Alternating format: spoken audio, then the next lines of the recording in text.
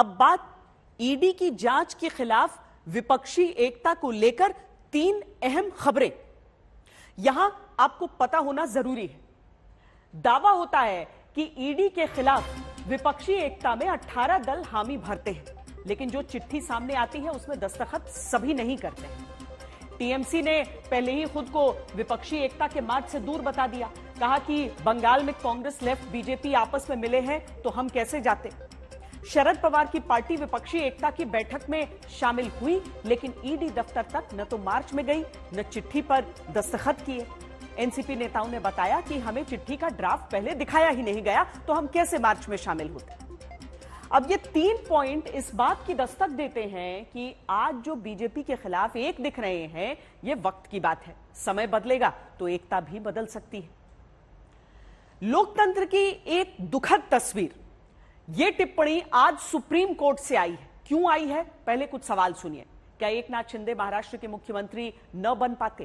क्या एक फैसला न होता तो शिंदे अभी महाराष्ट्र के सीएम न होते? आज सुप्रीम कोर्ट से कई अहम टिप्पणियां आई, जिन्हें सुनकर ये सवाल उठते हैं कि क्या महाराष्ट्र में सत्ता के उलट-पुलट वाले संकट के बीच राज्यपाल ने अपनी शक्तियों का सही से उपयोग नहीं किया?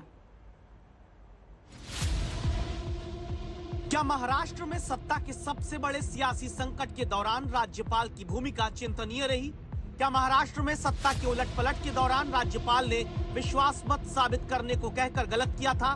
क्या महाराष्ट्र में उद्धव ठाकरे से एकनाथ शिंदे के पास सीएम की कुर्सी जाने के दौरान राज्यपाल ने अपनी शक्ति का प्रयोग सावधानी से नहीं किया?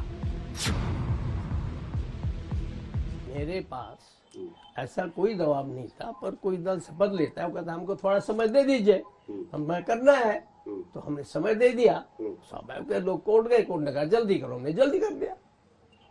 हम कहाँ बीच में आते हैं? सुनो, फिर लोग बोलते हैं रात पूरा आपका मीडिया रात बोलता रहा, सुबह 8 बजे शपथ हो रही है, और आज तक भी दुनिया में आप लोगों ने फैला रखा कि साहब रात में शपथ हुई। राजभवन को सबको देखना होता है, इसलिए कोई भी आता है उसके लिए हम बोलते हैं, क्या दिक्कत है?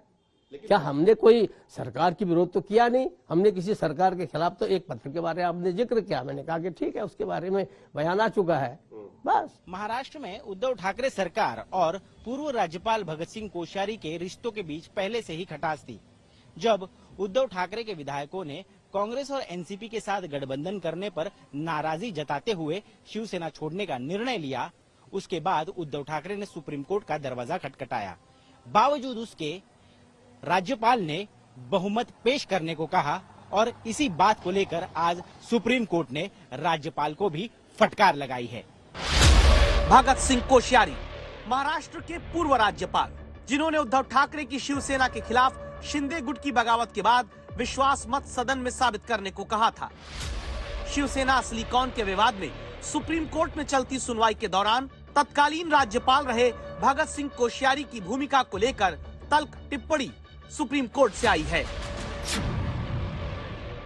सुप्रीम कोर्ट में 5 जजों की संविधान पीठ ने तत्कालीन राज्यपाल की भूमिका पर सवाल उठाते हुए कहा कि राज्यपाल को उस क्षेत्र में प्रवेश नहीं करना चाहिए जहां उनके एक्शन से एक खास परिणाम निकले। क्या राज्यपाल सिर्फ इसलिए सरकार गिरा सकते हैं क्योंकि किसी विधायक ने कहा कि उनकी जीवन और संपत्ति को खतरा है? क्या विश्वास मत बुलाने के लिए कोई संवैधानिक संकट था?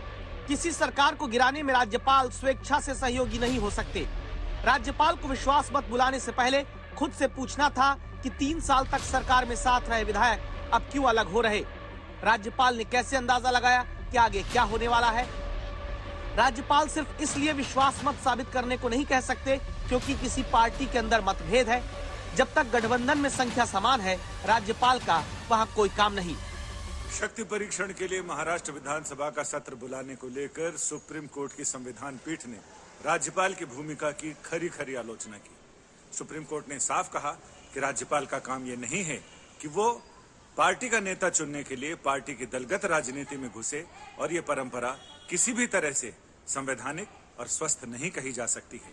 कुल मिलाकर सुप्रीम कोर्ट के सवाल निर्णय में कितना आते हैं, फैसले में कितना आते हैं, ये एक दिलचस्प पहलू होगा। गवर्नर रहे भगत सिंह कोश्यारी खुद ही पद छोड़ चुके हैं। एकनाथ शिंदे मुख्यमंत्री हैं। चुनाव आयोग भी शिंदे गुट को असली शिवसेना बताकर सुप्रीम कोर्ट में हलफनामा दाखिल कर चुका है।